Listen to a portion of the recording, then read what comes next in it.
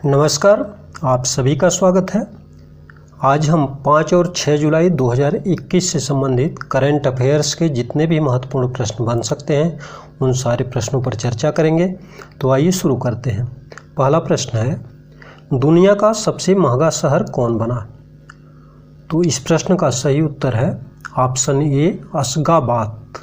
Ashgabat ये Turkmenistan, ये दक्षिण एशिया का एक देश है, तुर्कमेनिस्तान। ठीक है, तुर्कमेनिस्तान का शहर अशगाबाद, यह प्रवासियों के लिए, ठीक है, प्रवासी कामगारों के लिए दुनिया का सबसे महंगा शहर माना गया है। अगला क्वेश्चन है, विश्व का सबसे अधिक तापमान कहाँ दर्ज हुआ? इस प्रश्न का सही उत्तर है ऑप्शन बी जैकोबाबाद। यह पाकिस्तान का एक शहर है, वहाँ पर लोगों ने घरों से निकलना बंद कर दिया है और जैकोबाबाद में विश्व का सबसे अधिक तापमान दर्ज किया गया है। अगला क्वेश्चन है, हाल ही में किस देश ने राइट टू रिपेयर कानून लागू किया है?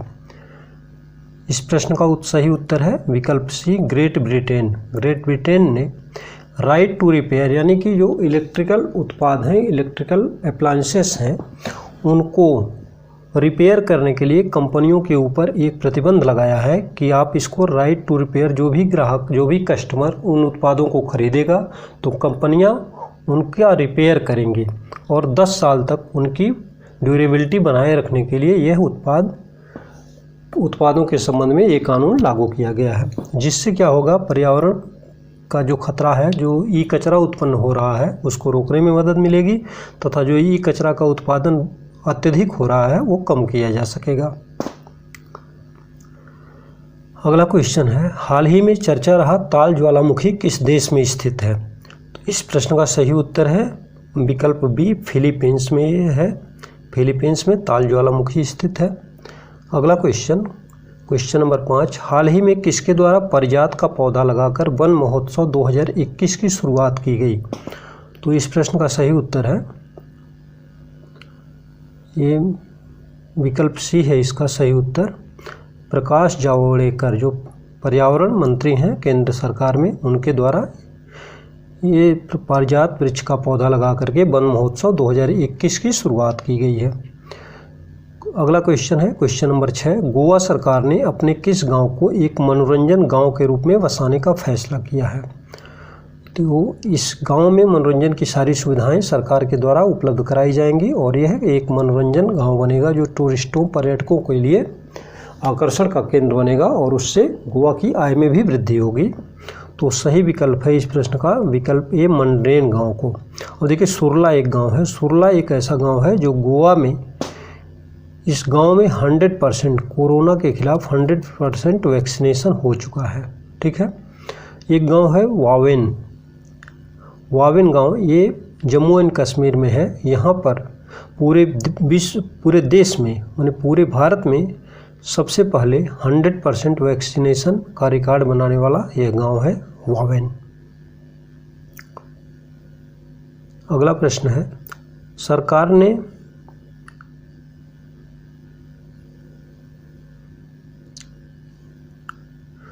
ने हाल ही में फसल की जानकारी के लिए कौन सा एप्लीकेशन लॉन्च किया है? तो इस प्रश्न का सही उत्तर है ऑप्शन ए आत्मनिर्भर कृषि ऐप। यह ऐप लॉन्च किया है सरकार ने। इस पे फसल, मृदा की जानकारी, मिट्टी, कब कौन सी फसल बोनी है, ये सारी जानकारियां किसानों को उपलब्ध कराई जाएंगी। Question number 8,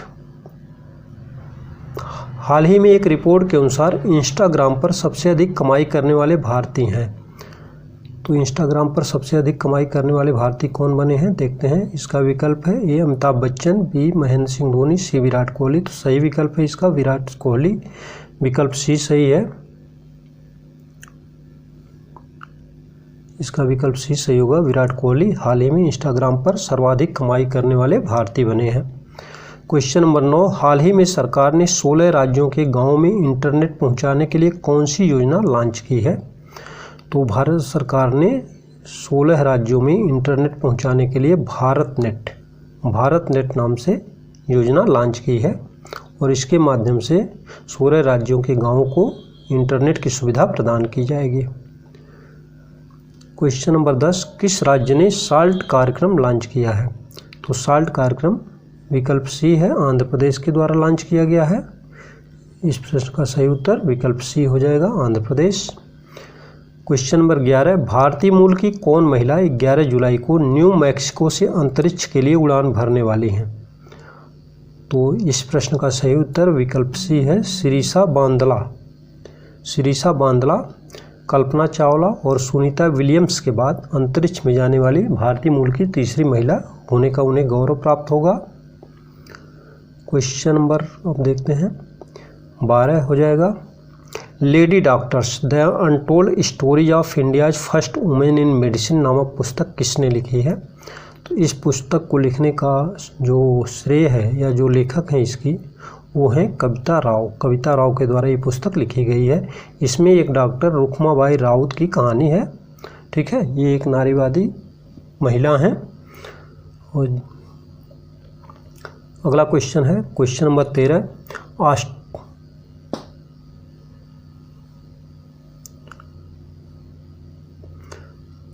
Australian grand prix जो 2021 फार्मूला 1 वर्ल्ड चैंपियनशिप सीजन की 9वीं रेस है, उसको किसने जीता है? तो इस प्रश्न का सही उत्तर विकल्प सी है, मैक्स वेस्टरपेन ने। ये रेडबुल कंपनी के ड्राइवर हैं, इनके द्वारा ये प्रतियोगिता जीती गई है। क्वेश्चन नंबर 14,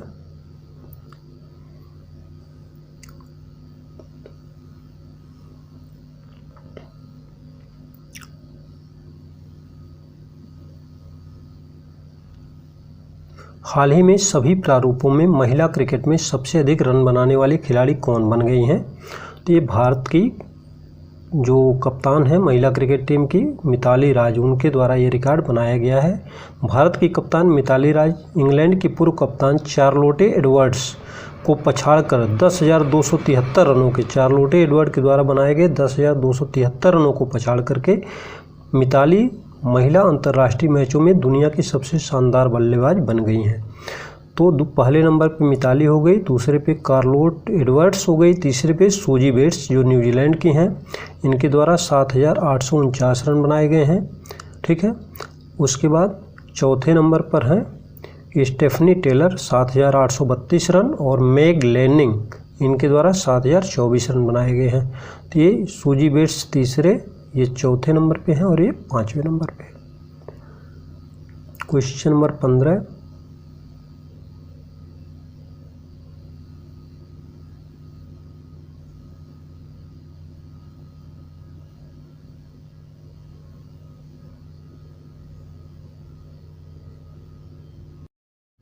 क्वेश्चन नंबर 15, पुरुषों के 400 मीटर बाधा दौड़ में लंबे समय से चले आ रहे विश्व रिकॉर्ड को हाल ही में किसने तोड़ा है? तो ये हैं नॉर्वे के कार्स्टन वारहोल्म, इनके द्वारा ये रिकॉर्ड तोड़ा गया है।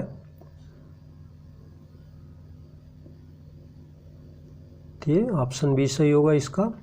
इससे पहले ये रिकॉर्ड 29 साल तक अमेरिकी हर्डलर केविन यंग के नाम पर था और उनका 46.78 सेकंड का मार्क था, जो उन्होंने 1992 के बार्सिलोना स्पेन में ओलंपिक में स्थापित किया था और जिसे अंततः वारहोल्म ने 46.70 सेकंड यानी 8 सेकंड के अंतर से इस रिकॉर्ड को तोड़ दिया है।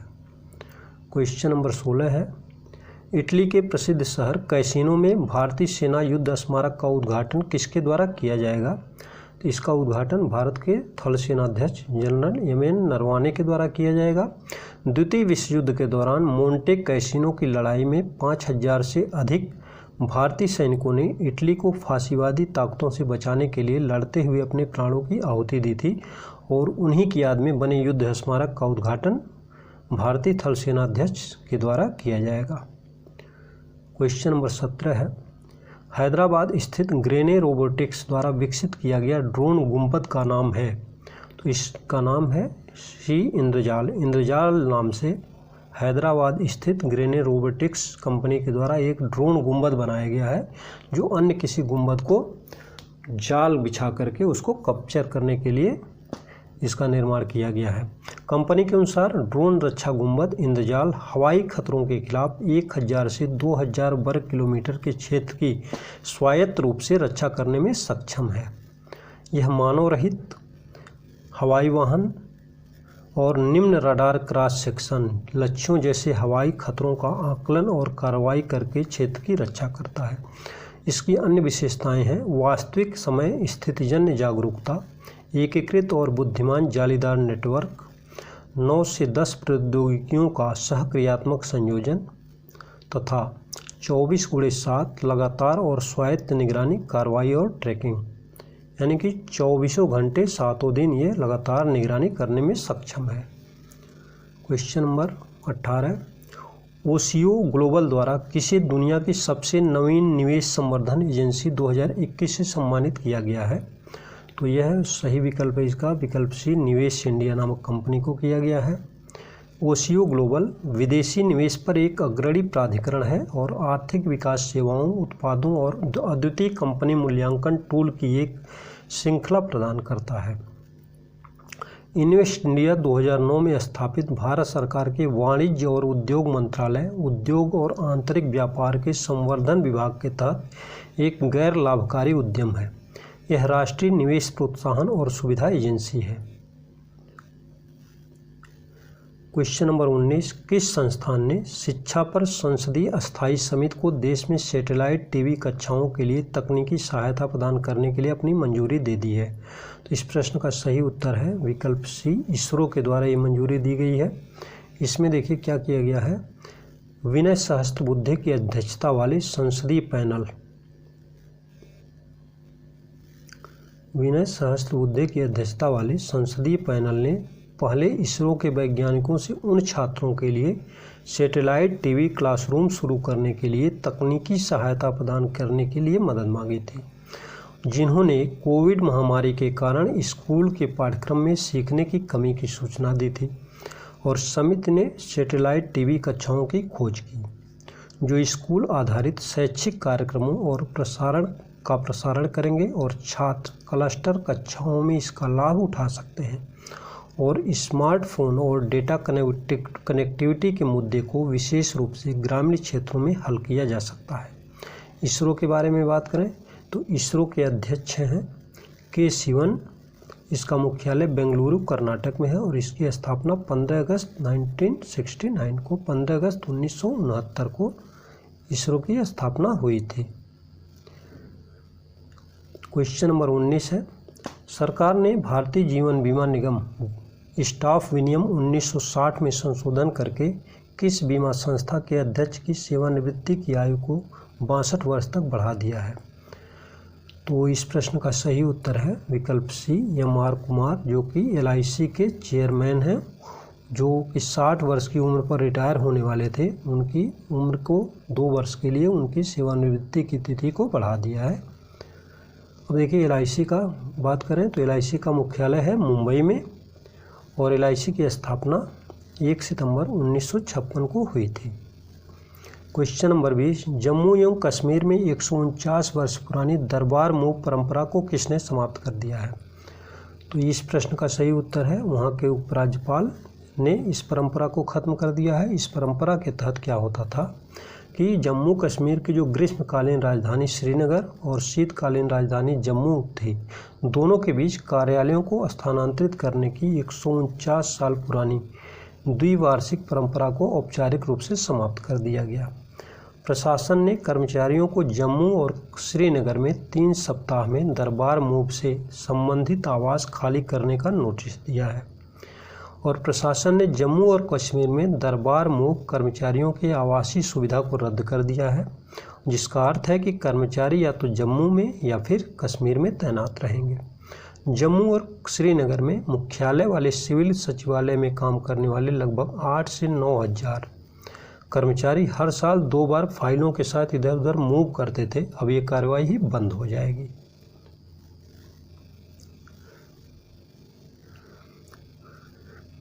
माना जाता है कि डोगरा सम्राट महाराजा गुलाब सिंह के समय 1872 में राजधानी को स्थानांतरित करने की ये परंपरा शुरू की गई थी और बाद में 1947 के बाद जम्मू कश्मीर के राजनीतिक वर्ग के द्वारा भी इस परंपरा को जारी रखा गया, क्योंकि यह एक प्रमुख पुल के रूप में काम करता था और जम्मू और कश्मीर और जम्मू क्षेत्र के दो विभिन्न भाषाई और सांस्कृतिक समूहों के बीच बातचीत के लिए एक स्थान का प्रबंध करता था। क्वेश्चन नंबर 21 है, त्रिपुरा में नया लोकायुक्त किसे नियुक्त किया गया है? तो विकल्प बी सही है इसका, कल्याण नारायण भट्टाचार्य जी।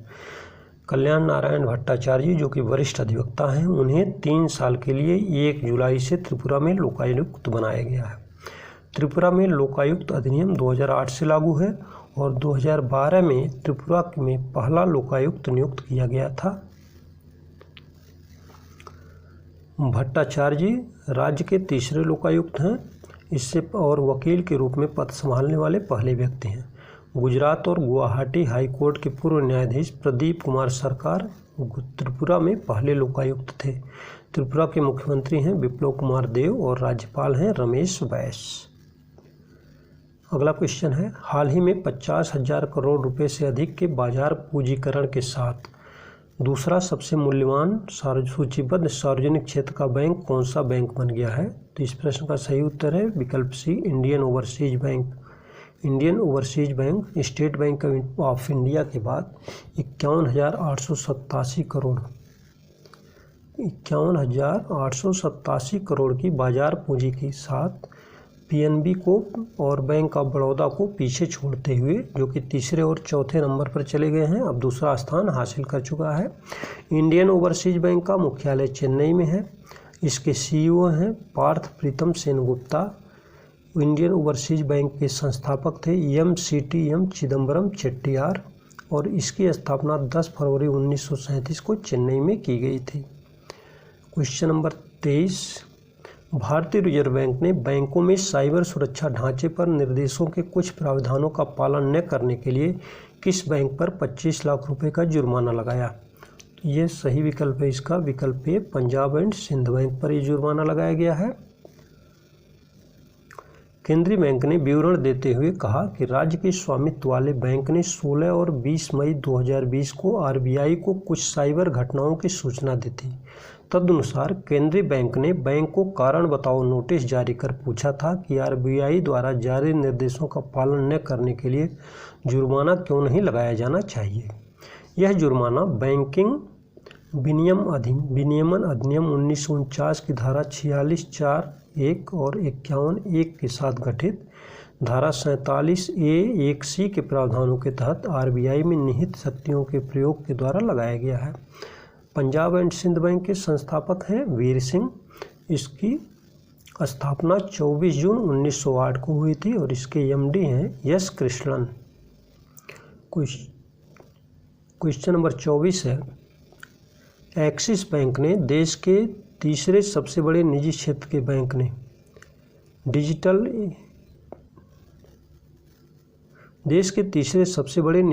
बैंक ने डिजिटल परिवर्तन कार्यक्रम को सशक्त बनाने के लिए अमेजन वेब सर्विसेज के साथ एक बहुवर्षीय समझौता किया है। तो वह बैंक है, तो वह बैंक बी है, विकल्प बी। एक्सिस बैंक के द्वारा ये समझौता किया गया है और इस समझौते के तहत axis bank AWS Amazon web services की मदद से ग्राहकों को उन्नत बैंकिंग अनुभव लाने के लिए नई डिजिटल वित्तीय सेवाओं का एक पोर्टफोलियो तैयार करेगा, जिसमें ऑनलाइन खाते भी शामिल हैं जिन्हें 6 मिनट और तत्काल डिजिटल भुगतान में खोला जा सकता है।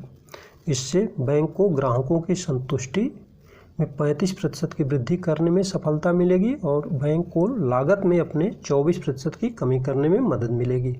एक्सिस बैंक का मुख्यालय मुंबई में है। एक्सिस बैंक की स्थापना 1993 में और इसके सीईओ हैं अमिताभ चौधरी।